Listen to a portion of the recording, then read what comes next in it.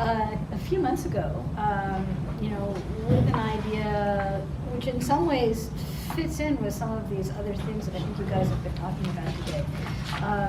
My particular interest is in climate change, and specifically dealing with community projects for climate change. And so as Arthur and I spoke, it became sort of more and more clear that I too really wanted to start to focus on youth-directed projects. We were hoping to provide relatively small amounts of money to projects that were led from within the community by youth, specifically about climate change. And then other than that, it was very, very wide open. So what we found is that there's actually probably some really nice complementarity with the RBC grants. These are probably much smaller scale. They're really oriented towards being in the innovation space where somebody has an idea and they don't know whether it's going to work, but to be really in that place of the difference between an idea and making something actually happen. So that's sort of where we kind of came up with the concept of the spark, that little push, which makes a difference between something just being in someone's mind to a real project that's on the ground. And our definition of youth at this point is 13 to 25, because again, we've also started to feel that there is a very strong emphasis among younger kids, and I think that kind of that guiding image of the spark has been really something that we've kind of taken off with. So the kinds of projects that I think that we consider can really be quite wide.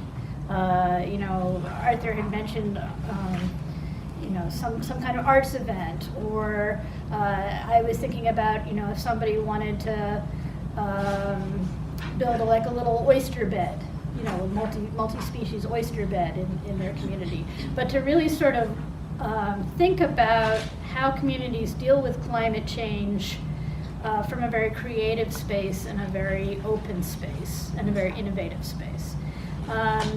And particularly also to emphasize the fact that in rural communities, there's a great deal of energy and motivation and ideas that just don't necessarily make it into the big conversation about what we should do. And the communities, of course, are on the front lines. They're going to have social issues, they're going to have economic issues, they're going to have all kinds of physical things happening, not just having to build a new seawall, right? So it's a whole systemic issue of what happens to communities in the coming future. And so that's sort of where we were oriented, and at this point we think about $20,000 to $30,000, which will probably come from our family, and we're interested in several small-scale grants, probably of the order of a couple of $1,000s a piece. But we're also hoping to sort of expand it out and think about kind of a programmatic orientation, which I'm hoping the foundation is supportive of, where we realize that it's a lot of money for our family, but it isn't necessarily a lot of money in the grand scheme of things. And so what are the other resources that are out there, that are of use to a community that's trying to deal with climate change issues? And obviously, one of the big resources are each other. Are there other people who are working on some of these projects, whether it's in Canada or in Nova Scotia or even globally? And then there's other resources which are, I've been looking into a whole bunch of other sorts of resources that you might not think about. Like, for instance, there's open data produced by oceanographers or estuarian scientists, that talk about what's happening in the physical structure of some of these places that a community might not know about, but maybe they want access to that data. If we can link them up with that kind of access, that can help not just youth projects, but all kinds of projects. And I think when you talk about like connecting people with what they need, in this program specifically, there's a lot that we're going to be trying to do like around that kind of idea, because we're dealing with people who don't have very much experience in like dealing with businesses and dealing with like turning an idea into something which is a reality. So throughout the program itself, at various stages, we're going to have meetings with both the other people who have gotten the grants or applied for the grants, and leaders in the community who are in business or stuff like that, so that we can start matching up individual people with mentors who can help them get to where they want to be going and make that money sort of more worthwhile and make it have more of an effect.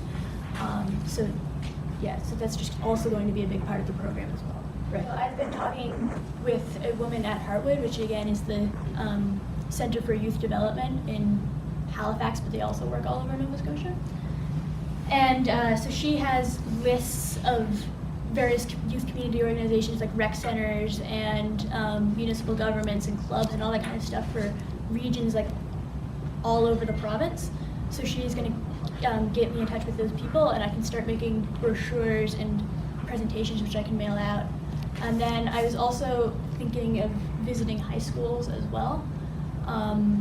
And again, giving the presentation and talking about the grant, just because the more applications we possibly get, the more likely we are to find an idea which can really make an impact on the world in some way, and just like, give these people the chance to make their ideas happen, and which I think is extremely powerful. And I would also be, or we would be, looking for input on how to best reach Indigenous communities, because I think that's very important, and we want people in those communities to be able to apply for these grants as well.